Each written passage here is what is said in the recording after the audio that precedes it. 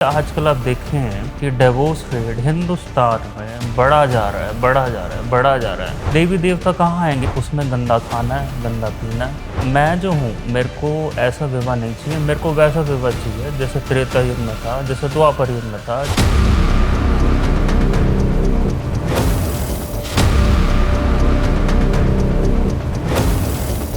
नमस्ते, मेरा नाम सुमेश शर्मा है और मैं कनाडा में रहता हूँ। टोरंटो में मेरा बिज़नेस है। मेरे 3 बिज़नेस हैं, टॉयज़ के, अमेरिकन कैंडीज़ के और गारमेंट्स के। मैंने यूनिवर्सिटी ऑफ टोरंटो से अंडर ग्रेजुएशन करी है, मैथमेटिक्स एंड फिज़िक्स स्पेशलिस्ट।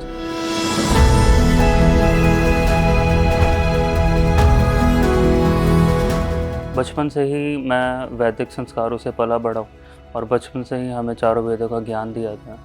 तो वेद जो है वो हमारे डीएनए में है और डीएनए जब जागृत होता है, जब 25 साल के बाद कहते हैं कि विवाहित जीवन में जाना होता है, तो 25 साल के बाद जब मैंने डिसीजन लिया कि मेरे को विवाह करना है।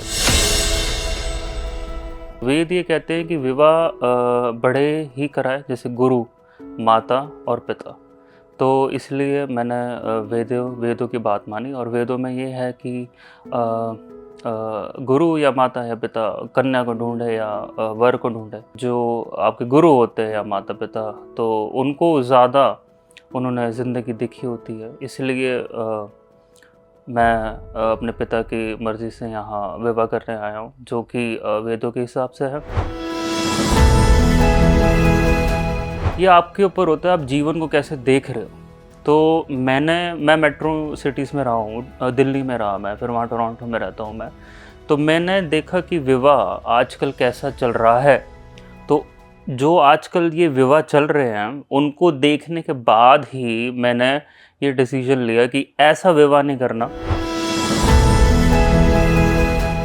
ज़िंदगी में बड़ा संघर्ष किया मैंने, और जब ज़िंदगी में जब संघर्ष होता है और मित्र नहीं होते आसपास, तो सिर्फ एक ही उंगली रह जाती है पकड़ने को, और वो है परमात्मा की। तो परमात्मा का इतना अध्ययन करने के बाद, वेदों का इतना अध्ययन करने के बाद, एक प्रकाश की ज्योति जलती है। वो ज्योति आपको किसी भी इंसान को देखते सार बता देती कि अगला वाला इंसान कैसा है। तो जब मेरे पिताजी ने कन्या को पसंद किया, तो मेरे पिताजी बहुत बड़े तपस्वी है, उनसे कोई चीज़ छुपती नहीं है, वो बस बोलते नहीं है। तो उन्होंने जब कन्या को देखा, तो उन्हें वो हमारे घर की बहू के लिए ठीक लगा।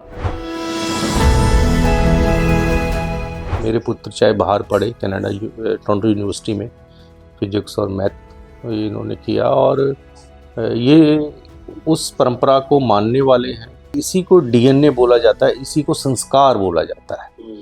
मैं भी बहुत वर्ष विदेशों में रहा, लेकिन विदेश का मतलब ये नहीं होता कि हम किसी चीज से प्रभावित, बुरी चीज से प्रभावित हो जाए।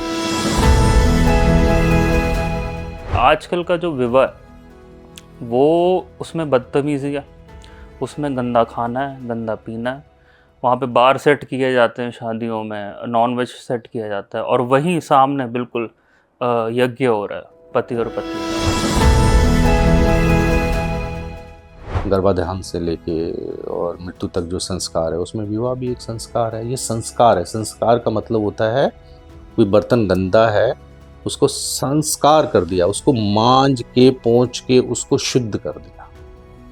संस्कार का मतलब ये होता है। भगवान राम का विवाह जो हुआ वो प्रातःकाल ही हुआ, कृष्ण इत्यादि भगवान का जो हुआ वो प्रातःकाल ही हुआ।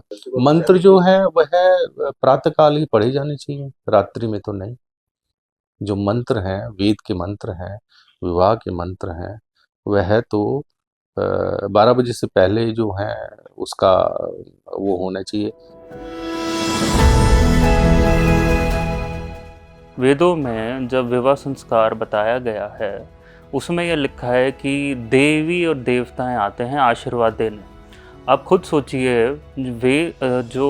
वेद मंत्र चल रहे हैं यज्ञ की लपटों के साथ, और रात का वक्त है, सनसेट के बाद अलाउड नहीं है, तो देवी देवता कहाँ आएंगे? इसलिए आजकल आप देखें कि डिवोर्स रेट हिंदुस्तान में बढ़ा जा रहा है, बढ़ा जा रहा है, बढ़ा जा रहा है। और आजकल एक हफ्ते भी मैरिज टिक नहीं रही है लोगों की। ये चीज़ देखने के बाद ही मैंने डिसाइड किया कि मैं जो हूँ, मेरे को ऐसा विवाह नहीं चाहिए, मेरे को वैसा विवाह चाहिए जैसे त्रेता युग में था, जैसे द्वापर युग में था। ईश्वर को खुश करना बड़ा आसान है। दिन में सिर्फ़ 1 2-3 सेकंड के लिए बोल दो कि हे प्रभु तूने जो भी दिया ना मेरे को बहुत कुछ है। तो जब इतना बोलने के बाद ईश्वर प्रसन्न हो जाते हैं, तो उनके बताए गए मार्ग पे चल के विवाह करना शुभ ही होगा। ये पत्थर की लकीर है। इंस्टाफोक के व्यूअर्स को बहुत-बहुत बधाइयाँ और बहुत सारी खुशियाँ।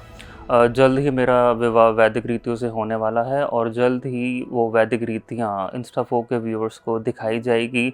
और जैसे द्वापर युग में और त्रेता युग में विवाह होता था, वो ज़रूर इंस्टाफोक के व्यूअर्स को हम दिखाएँगे। इंस्टाफोक्स के व्यूअर्स को रिक्वेस्ट है कि प्लीज़ लाइक करें, सब्सक्राइब करें एंड शेयर करें ताकि आप लोग मेरा वैदिक विवाह ज़रूर देख सकें।